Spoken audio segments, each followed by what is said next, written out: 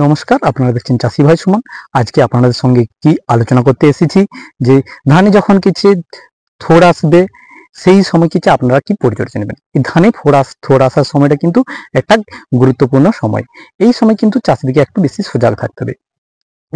মূলত কিছু যখন কোনো মহিলা কিছু গর্ভবতী হয় তখন কিছু সে বাচ্চার জন্য তাকে কি প্রোটিন, ভিটামিন এই জাতীয় সুষম খাদ্য, তার সঙ্গে কিছু ডাক্তার ঘর থেকে বিভিন্ন রকমের কিছু ওষুধ দেওয়া হয়।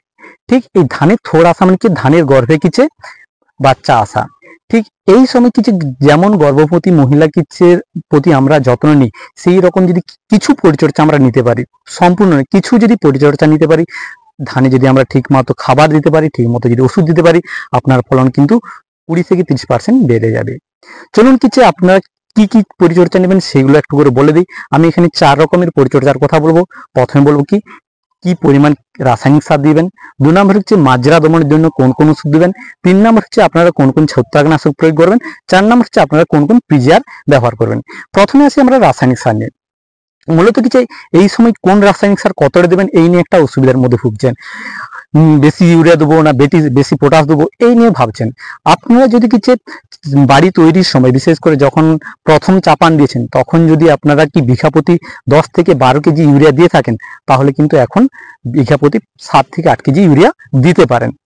2 নম্বর বিষয় হচ্ছে বিঘা প্রতি পটাশ সারের ক্ষেত্রে সাধারণত 10 থেকে 12 কেজি পটাশ লাগে। আপনারা যদি প্রথম চাপান হিসেবে 5 থেকে 6 কেজি পটাশ দিয়ে থাকেন, এই সময় কিন্তু আপনারা দ্বিতীয় চাপান হিসাবে 5 থেকে 6 কেজি পটাশ দিতে পারেন।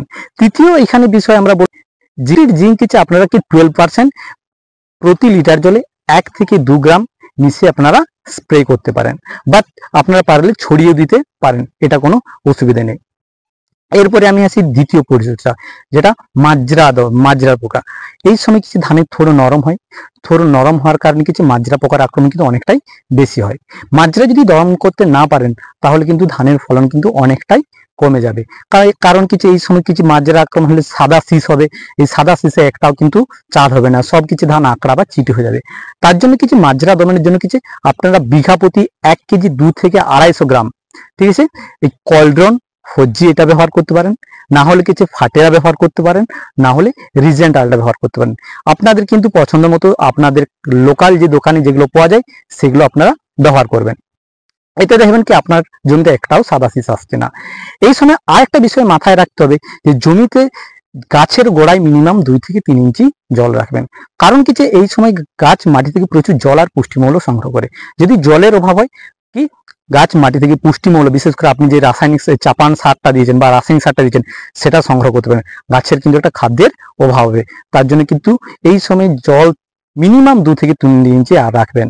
আরেকটা বিষয় কি এই সময় যদি জল রাখেন তাহলে কিন্তু শীষগুলো বেরোতে অনেক সুবিধা হয় এবং গাছের শীষ দ্রুত বেরিয়ে আসবে। এই সময় তৃতীয় পরিচর্যা হিসেবে কিছু গাছে প্রচুর কিছু নতুন পাতা আসে, বিশেষ করে পতাকা পাতা আসে, চারদিক থেকে কিছু জমিতে বিভিন্ন ধরনের পোকামাকড় আসার সম্ভাবনা রয়েছে, বিশেষ করে গান্ধী পোকা, ঘাস ফড়িং, মাজরা পোকা, শোষক পোকা, এই ধরনের পোকার হাত থেকে কিন্তু আপনার ওই পাতাগুলোকে রক্ষা করতে হবে। না হলে কিন্তু আপনার কি ওই পাতাতে যে খাদ্য তৈরি করতে পারে সেই খাদ্যের যোগান কমবে, আপনার কিন্তু ধানের পরিমাণ কমতে পারে। তাই এই সময় আপনারা কি দেবেন, বিশেষ করে প্রফিক সুপার, ভায়াগো, অ্যাম্প্লিগো এই জাতীয় কিন্তু আপনারা কীটনাশকগুলো ব্যবহার করতে পারেন। এই কীটনাশকগুলো ব্যবহার করলে যে গাছ বিষাক্ত হয়ে যাবে, সেক্ষেত্রে মাজরা হোক, বিভিন্ন ধরনের কীট পতঙ্গ হোক, যে কোনো পোকাই হোক কিন্তু সেখানে কিন্তু যাবে। চতুর্থ যেটা বিষয় বলি, এই সময় কিন্তু আপনারা কি যে ছত্রাক ঘটিত কোনো না কোনো একটা ওষুধ প্রয়োগ করেন। কারণ কি এই সময় কিছু কোলার ব্লাস্ট এবং কিছু শীষ ঝলসা এই দুটোর কিন্তু পরিমাণ অনেকটাই বেশি হয়। যদি কোনো কারণবশত কিছু এই কিছুদিন পরে যদি শীষ ঝলসা হয়, আপনার শীষ থেকে কিন্তু সঠিক মানে ধান পাবেন না বা শীষগুলো কিছু সঠিকভাবে বেরিয়ে আসতে পারবে না। তার জন্য কিছু আপনারা কিছু টাইসাইক্লোজল বা টেবুকোনাজল গোত্রের যে কোনো ওষুধ আপনারা ব্যবহার করতে পারেন। আমি এখানে বলবো কি ন্যাটিভো প্রতি লিটার জলে কি 1 গ্রাম হিসেবে ব্যবহার করতে পারেন। আপনারা কিছু বান প্রতি লিটার জলে 1 গ্রাম হিসেবে ব্যবহার করতে পারেন, বা অবতার বা মার্জার এই জাতীয় কিন্তু ছত্রাকনাশক ওষুধ আপনারা ব্যবহার করতে পারেন। তবে এই সময় যদি ছত্রাক ঘটিত রোগ, গোড়া পচা, শীষ ঝলসা এই রোগগুলো যদি আসে তখন কিন্তু আপনারা কিন্তু ইউরিয়াটা ব্যবহার করবেন না। সব থেকে শেষে গুরুত্বপূর্ণ যেটা কথা হলো, এই সময় কিন্তু আপনারা কি একটা পিজিআর দিন। ঠিক আছে।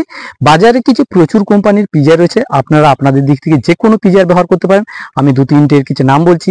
সাগরিকা দিতে পারেন, বায়োভিটা দিতে পারেন, মিরাকুলাম দিতে পারেন। বাংলাদেশের চাষিরা কিছু আপনারা কি দিতে পারেন, আপনারা মূলত ফ্লোরা দিতে পারেন। যে এই থোড় আসার সময় পিজিআর যদি ব্যবহার করেন তাহলে কিছু গাছের শিকড়ের বৃদ্ধি কিন্তু অনেক বেশি হয়। গাছ মাটি থেকে যে আপনি যেই খাদ্য বিশেষ করে রাসায়নিক সার ব্যবহার করছেন সেই রাসায়নিক সার সম্পূর্ণ গ্রহণ করতে পারবে। এতে কি হবে, কিছু আপনার যে দানাগুলো সেই দানাগুলো কিন্তু খুব পুষ্ট হবে এবং দানার ওজন বাড়বে। তার মধ্যে এখানে কি বলা হয়েছে যে গাছের কিছু এই যে পিজিআর ব্যবহার করছেন, পিজিআর এর মধ্যে বিভিন্ন ধরনের জিব্রালিন, সাইটোকাইনিন এই হরমোন গুলো রয়েছে। এই হরমোন কিছু গাছে যোগান দেয়, ফলে কিছু আপনার দানার পরিমাণ এবং দানা সুস্থ হবে, ধান ঝকঝকে দেখতে হবে।